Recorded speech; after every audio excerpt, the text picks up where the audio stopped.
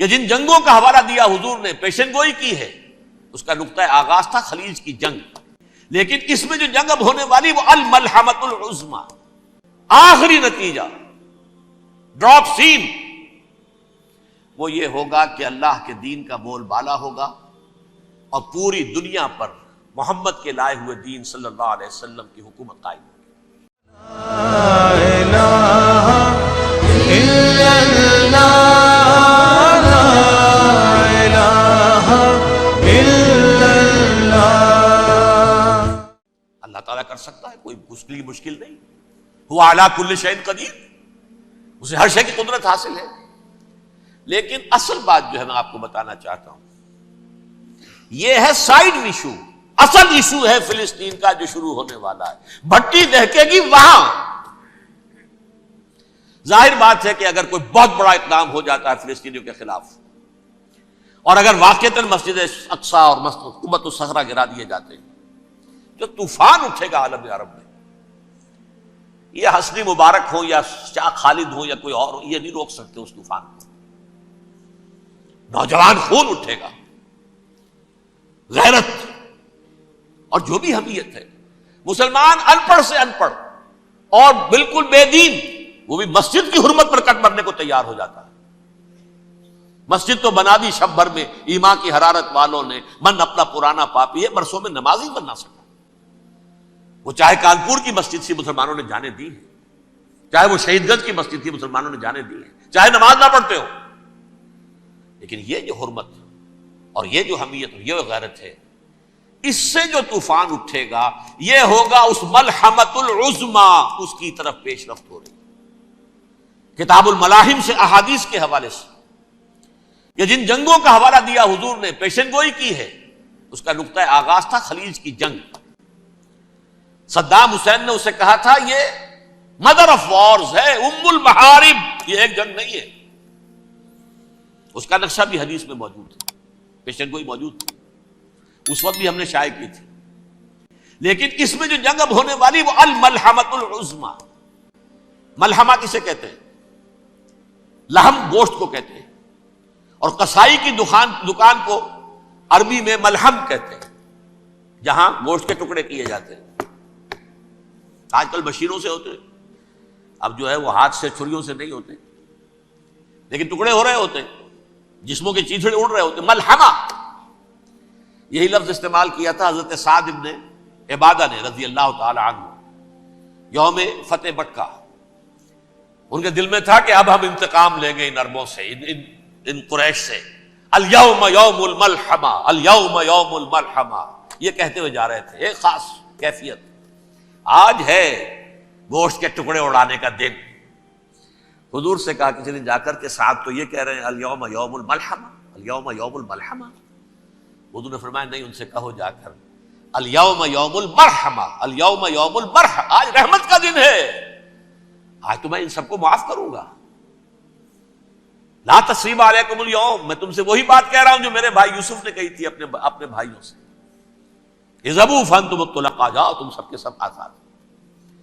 وہ ملحمہ ہے جس کو کہ حضور نے حضرت معاذ بن جبل رضی اللہ تعالیٰ عنہ سے روایت ہے، اس میں سے جو ابو داؤد میں روایت آئی ہے اس میں الملحمۃ العظمی، عظمی مؤنث ہے اعظم کا۔ آپ کہتے ہیں جنگ عظیم اول، جنگ عظیم دوم، عظیم کا باپ ہو گیا اعظم، سب سے بڑا، اور اس کا مؤنث ہے سب سے بڑی، عظمی، الملحمۃ العظمی، سب سے بڑی لڑائی۔ میرے نزدیک یہ وار کے معنی میں نہیں ہے، بیٹل کے معنی میں۔ انگریزی میں یہ دو لفظ علیحدہ ہیں، وار، بیٹل۔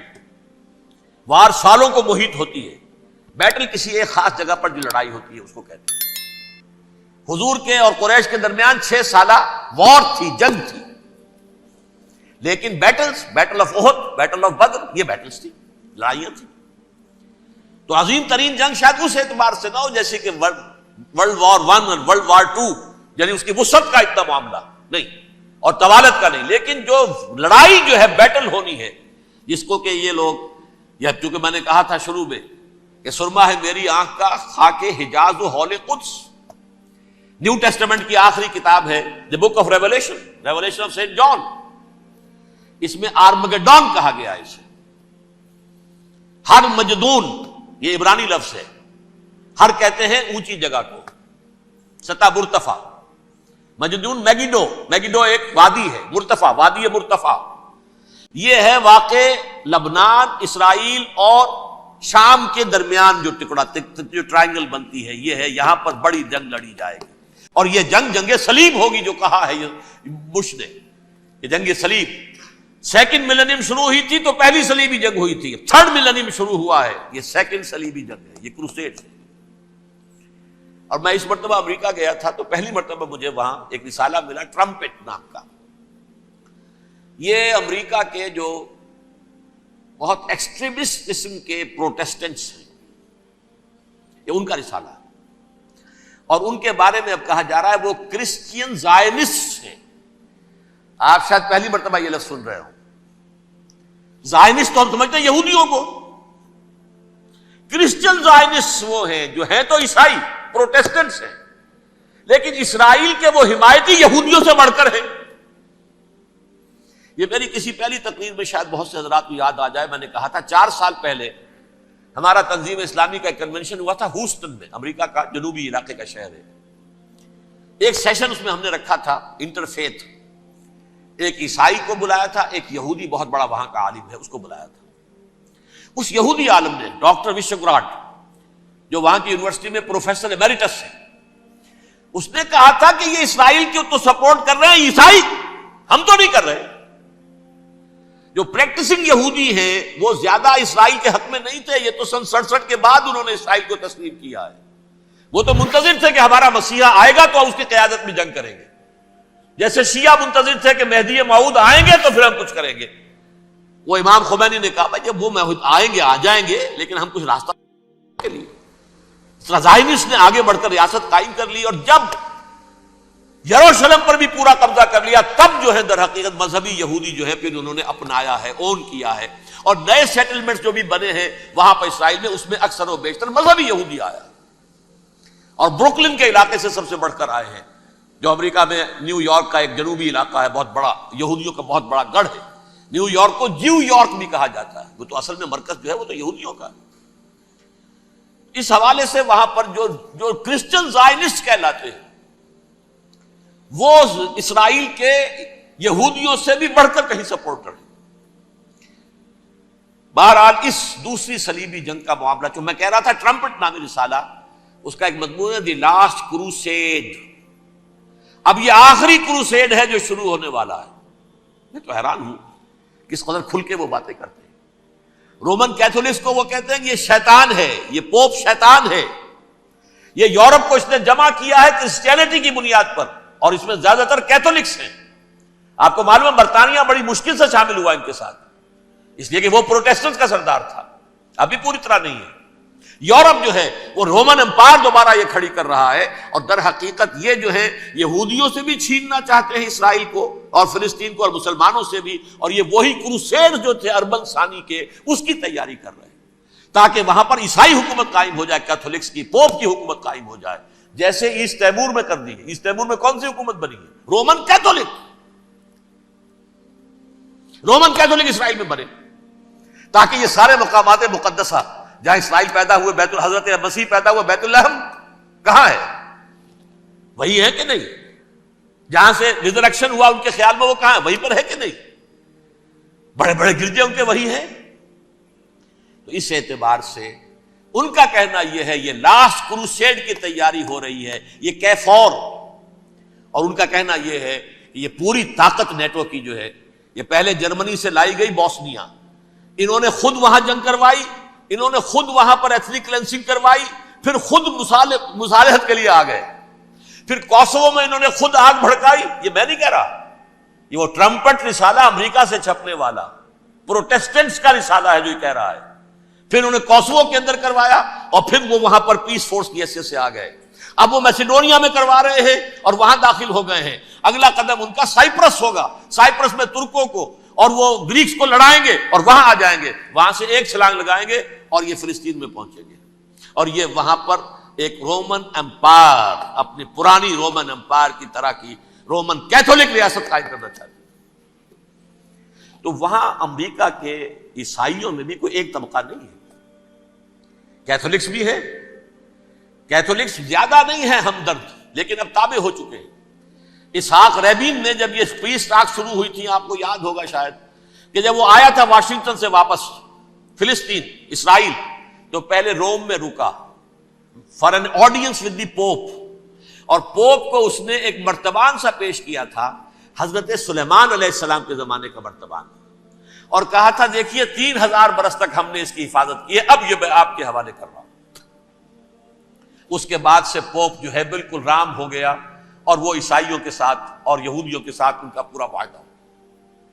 اب پورا عیسائی ورلڈ جو ہے بعثت مجموعی یہودیوں کے شکنجے میں ہے۔ البتہ ان کے اندر بھی جھگڑے ہیں، جو وہاں پر وائٹ کرسچن ملیشیاز ہیں وہ ایکسٹریمسٹ ہیں کیتھولکس، ان کے نزدیک دشمن نمبر 1 یہودی، دشمن نمبر 2 مسلمان، دشمن نمبر 3 جو یورپ میں کالے ہیں، ایفرو امریکن، چاہے وہ عیسائی ہو گئے ہوں، کوئی بھی ہو، یہ 3 دشمن ہیں جن سے انہوں نے کلینز کرنا ہے، صاف کرنا ہے ان کے خیال کے مطابق امریکہ کی سوسائٹی کو، اولاً یہود، پھر مسلمان، اور پھر یہ جو کالے ہیں۔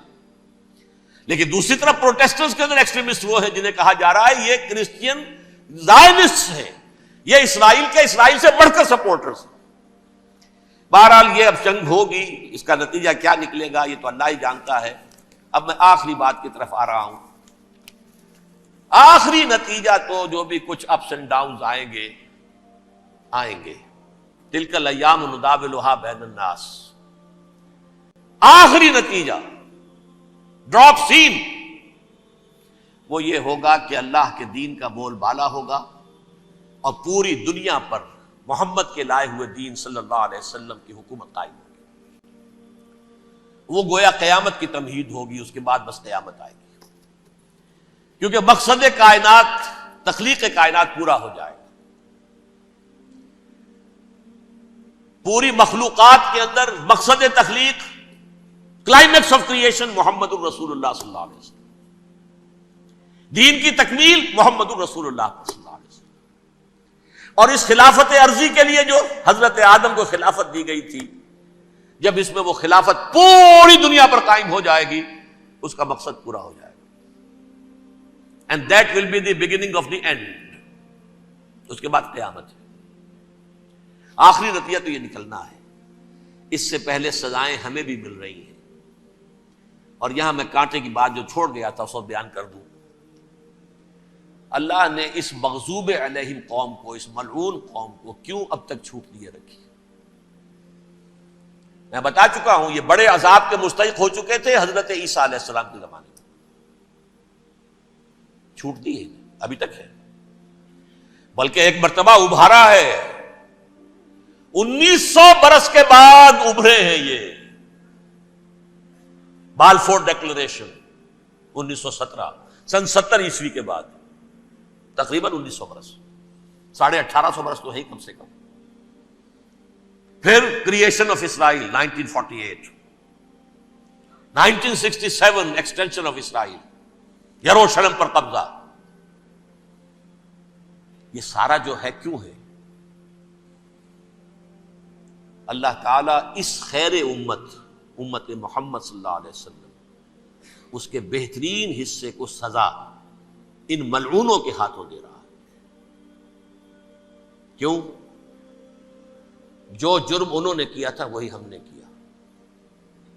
انہوں نے اللہ کی کتاب کو پیٹھ کے پیچھے پھینکا، نبذ فریق من الذین اوتوا الکتاب کتاب اللہ وراء ظہورہم، ہم نے اپنی پیٹھوں کے پیچھے پھینکا کہ نہیں؟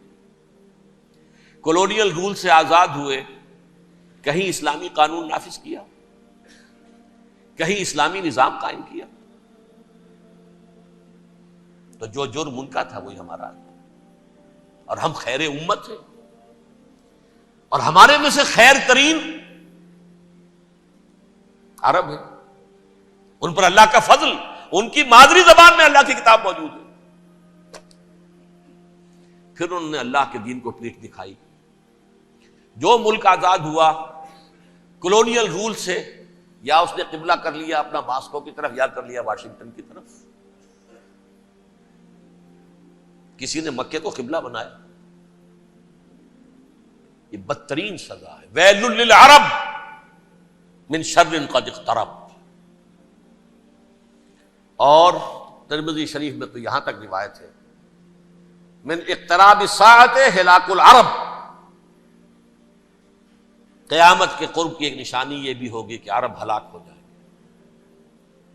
ایک حدیث میں الفاظ آتے ہیں کہ حضور نے جب کہا یہ ہوگا یہ ہوگا یہ ہوگا یہ بربادی آئے گی، تو کسی زوجہ محترمہ نام میں بھول رہا ہوں، انہوں نے پوچھا کہ عرب اس دن کہاں ہوں گے؟ فرمایا العرب یومئذ قلیل، بہت کم۔ آخری خاتمہ ہونا ہے یہود کا حضرت مسیح علیہ السلام کے ہاتھوں، وہ عذاب جو 2000 برس تک ان سے ٹلا رہا وہ آئے گا، اور ان کے رسول ہی کے ہاتھوں آئے گا۔ لیکن اس سے پہلے مسلمانوں پر یہ عذاب آ رہا ہے، ہولوکاسٹ کے درجے کا عذاب آ رہا ہے۔ البتہ ہم پاکستانی اس میں یوں سمجھ لیجئے کہ وہ تو خبریں موجود ہیں احادیث میں، وہاں تو جو ہونا ہے، اتنے انسان مریں گے، اتنے انسان مریں گے کہ ایک پرندہ جو ہے اڑتا چلا جائے گا، وہ نہیں چاہے گا کہ نیچے اترے تو کسی لاش پر اترے، اسے جگہ نہیں ملے گی زمین خالی کر کہیں اتر سکے، تھک ہار کر گرے گا، مرے گا تو بھی لاش کے اوپر گرے گا۔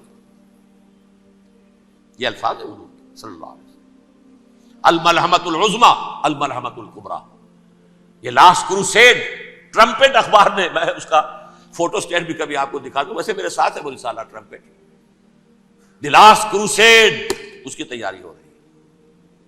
وہ الملحمۃ العظمی اور ملحمۃ الکبریٰ جو ہے وہ آنے والی ہے۔